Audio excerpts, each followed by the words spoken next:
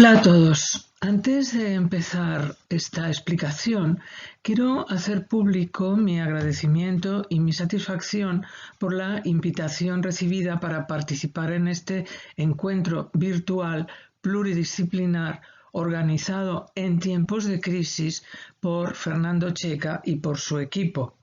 Creo que constituye una manera de aproximar distintas lecturas de un mismo texto, en este caso una obra de arte, aproximarlos a otros ámbitos, en este caso el derecho. Yo creo que este método pluridisciplinar, que implica reconocer el no aislamiento de los distintos ámbitos de la ciencia, lo comparto plenamente con el profesor Fernando Checa. El matrimonio es una institución que se halla presente en todas las culturas y en todas las épocas. Es una institución existente en las culturas de las relaciones sociales entre hombre y mujer, básicamente por muchas razones. Porque, en primer lugar, es una forma de tener controladas una serie de cuestiones dentro de las relaciones entre hombre y mujer, y por otra parte, no estoy de acuerdo con lo que algunos autores, sobre todo a partir de la Revolución Francesa, critican de la relación entre el matrimonio y las formas religiosas, especialmente la forma católica. Este es solamente, el tema de la forma es solamente uno de los aspectos de la problemática que genera el matrimonio y que verdaderamente, como se puede comprobar, engloba toda una serie de problemas muchísimo más amplios y muchísimo más profundos que solamente el referente a la forma. Estos, entre ellos, los problemas que se generan o que tienen una relación a partir de la institución del matrimonio es el tipo relacionado con la familia. El matrimonio suele ser considerado como la base de la familia, aunque es evidente que hay muchísimas familias que no están constituidas sobre un matrimonio.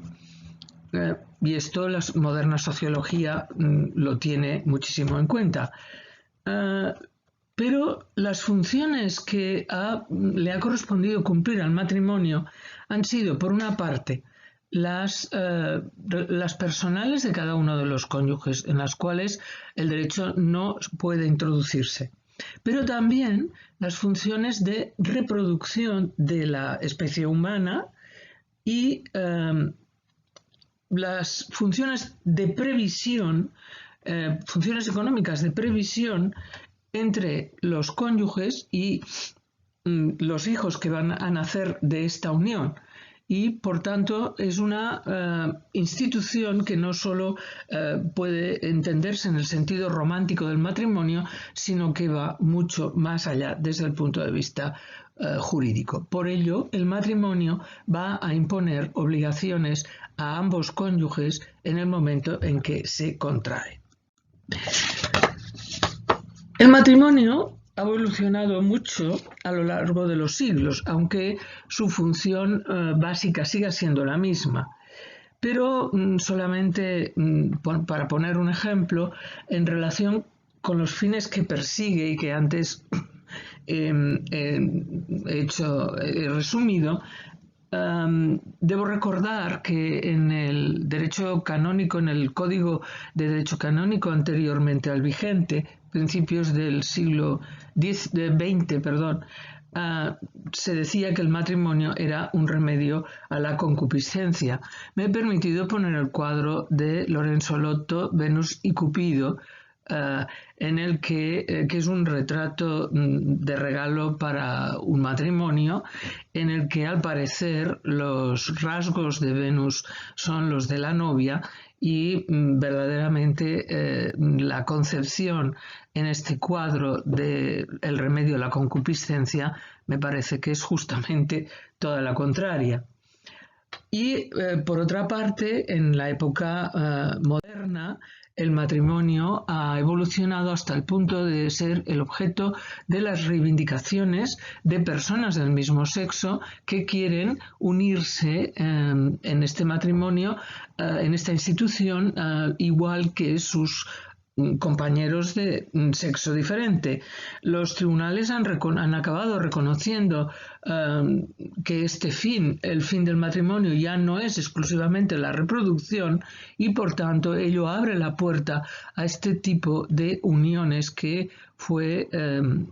aceptado en España en una ley que cambió el Código Civil en el año 2005 y declarado constitucional por el Tribunal Constitucional en el año 2012.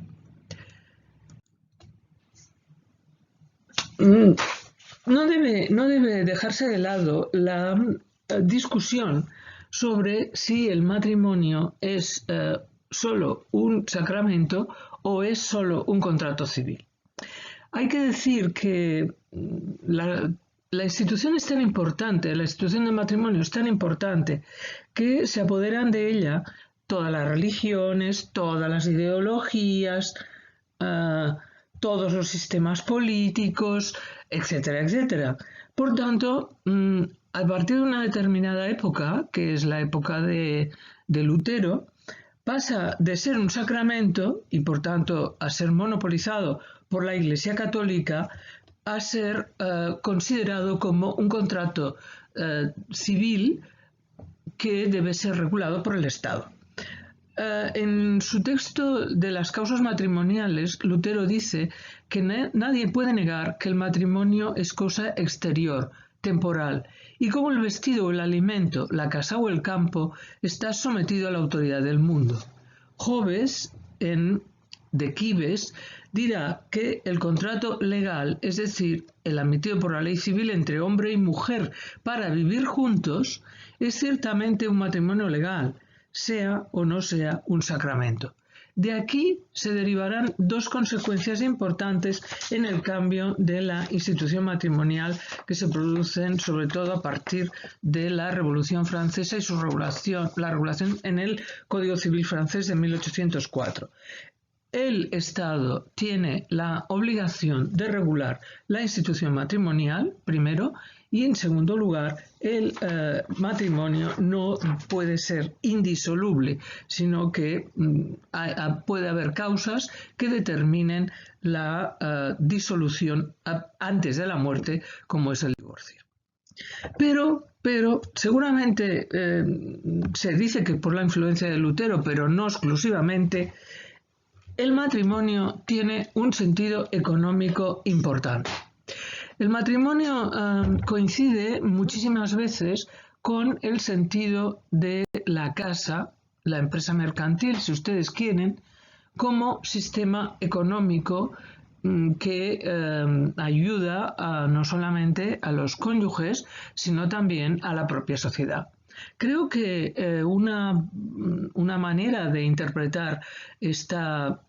fuerte característica del matrimonio es precisamente el cuadro de Van Eyck, El matrimonio Arnolfini. El señor Arnolfini se casa con esta señora en una habitación en Bélgica y según Gombrich el cuadro manifiesta significa el compromiso, el momento del compromiso para contraer matrimonio.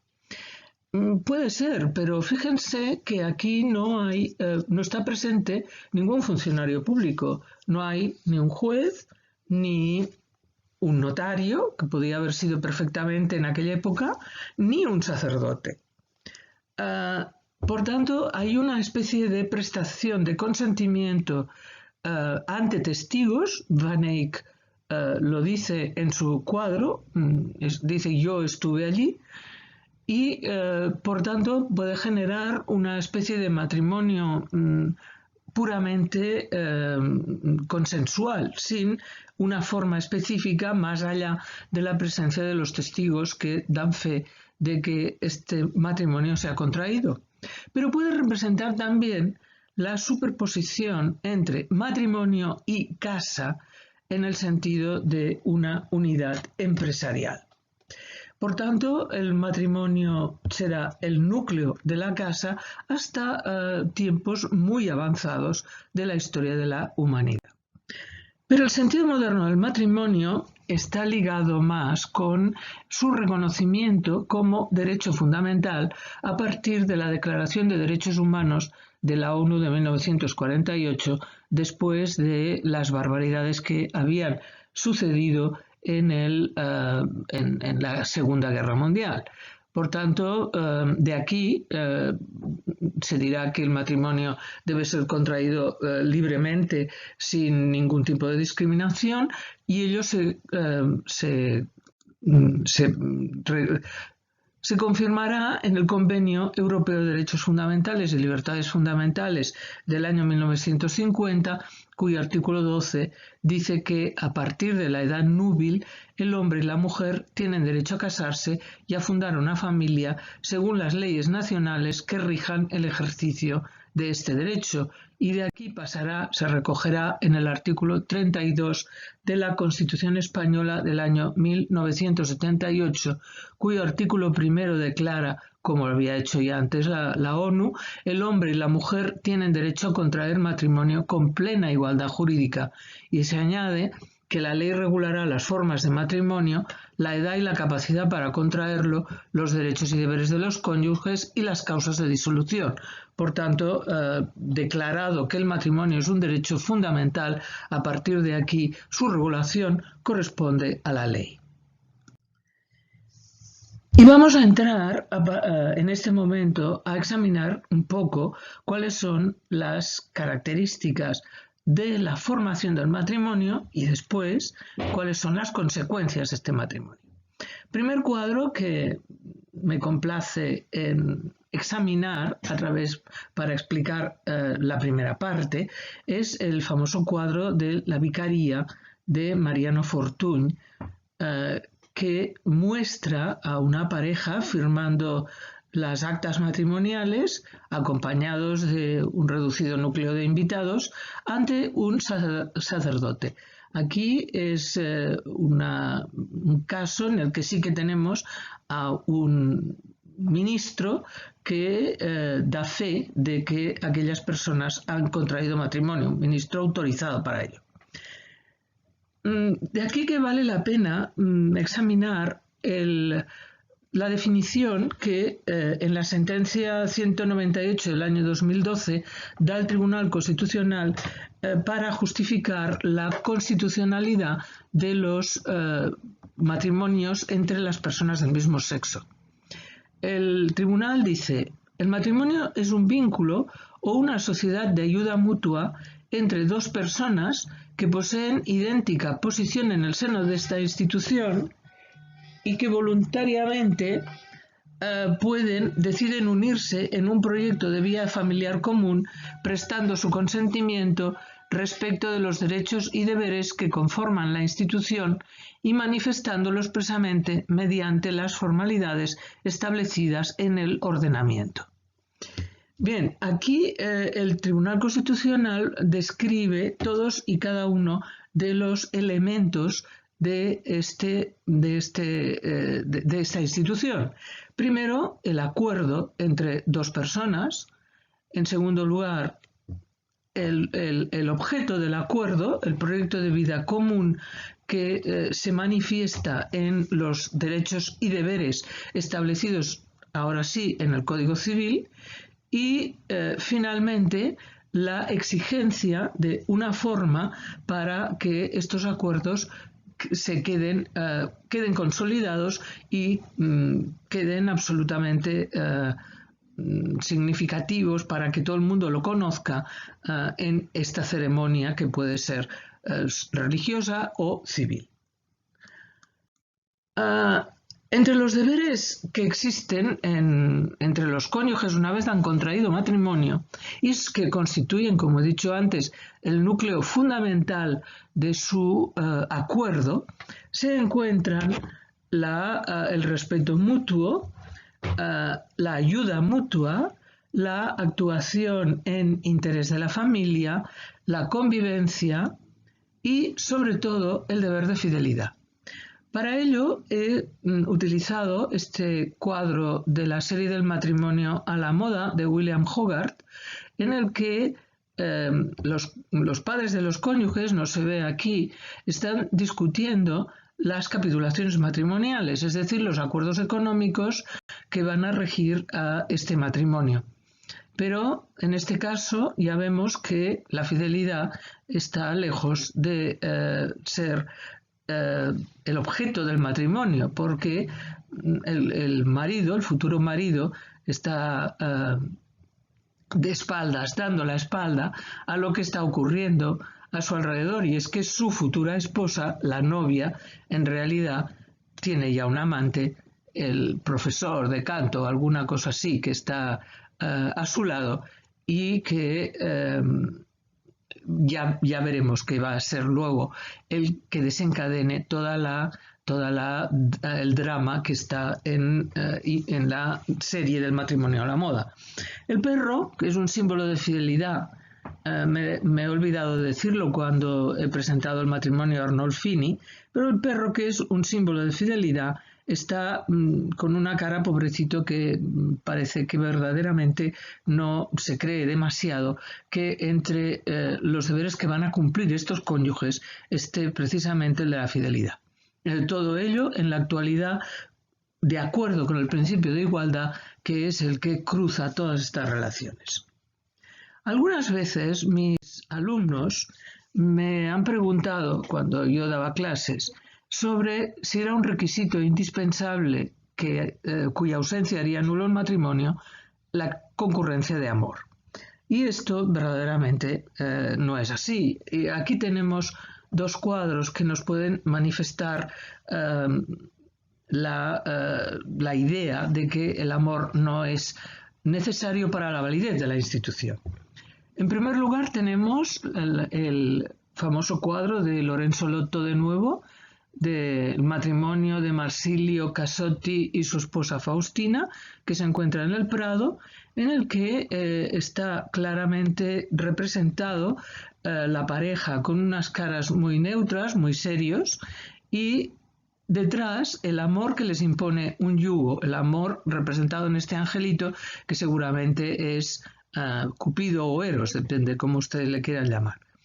que les ayudará muy posiblemente a soportar este yugo. Mientras que en el otro cuadro, que es un cuadro de Goya, hay un matrimonio, señor ya mayor y poco agraciado, que se casa con una señora joven muy guapa y que está clarísimo a lo que van ambos dos. Por tanto, yo no añado más. Estos dos cuadros representan matrimonios que, con amor o sin amor, son absolutamente válidos. Pero una de las cuestiones más importantes del matrimonio es la creación del régimen económico matrimonial a través de las reglas que determinan el funcionamiento de la economía del matrimonio y que significa cómo van a distribuirse los gastos y a quién van a pertenecer los bienes adquiridos, ya sea a través de la estructura del régimen de bienes de separación, en el que cada uno de los cónyuges es propietario de lo que adquiere durante el matrimonio, sin participación del otro, aunque con obligación de contribuir a los gastos, y el régimen de comunidad de bienes, en el cual se ponen en común los bienes adquiridos durante el matrimonio por ambos cónyuges, también con la obligación de contribuir a los gastos. El cuadro El cambista y su mujer del famoso Quentin Metzys, es importante para examinar esta situación. Metzys representa al marido trabajando y a la mujer mirándolo, cuando ella aparentemente está hojeando un libro religioso. Pero lo que le interesa más a la señora no es la religión, sino es el funcionamiento del negocio del marido, al que seguramente ella también ha estado contribuyendo, aunque en la hora en que el marido está echando sus cuentas, la mujer debería estar rezando sus preces, a lo mejor para aumentar las cuentas del marido. Realmente, ¿por qué tiene importancia esto? Yo he utilizado aquí el cuadro de Gainsborough, El señor y la señora Andrews, uno de mis cuadros favoritos. Las propiedades de estos cónyuges, que al parecer son importantes, y que les muestra a ellos como dos personas acomodadas, quizá nobleza campesina, pero acomodada, y que la señora va a tener en su regazo las espigas que generan la riqueza de los campos y seguramente su propia sucesión, pues me interesa para haceros ver que al final toda esta relación económica entre cónyuges va a tenerse que liquidar cuando se disuelva el matrimonio. Aquí sí que el perro está seguramente complacido con la finalidad de los señores Andrews. ¿Por qué? Y este es un tema en el que no me puedo detener, porque la disolución del matrimonio que va a producir se va a poder producir por dos causas. La muerte de un cónyuge, que implica la liquidación del régimen de bienes y el reparto correspondiente, y la apertura de la sucesión, y el divorcio de los cónyuges, que significa también la liquidación del régimen de bienes y las compensaciones económicas que pueden existir dependiendo de la situación que se produzca después del divorcio. Pero en cualquier caso, esta riqueza, como podemos ver, no es eterna. Creo que con esto he acabado mi participación. Agradezco mucho la atención que habéis prestado y espero haber contribuido a vuestro congreso con alguna cuestión que en la que vosotros no hubierais caído en la cuenta. Muchas gracias.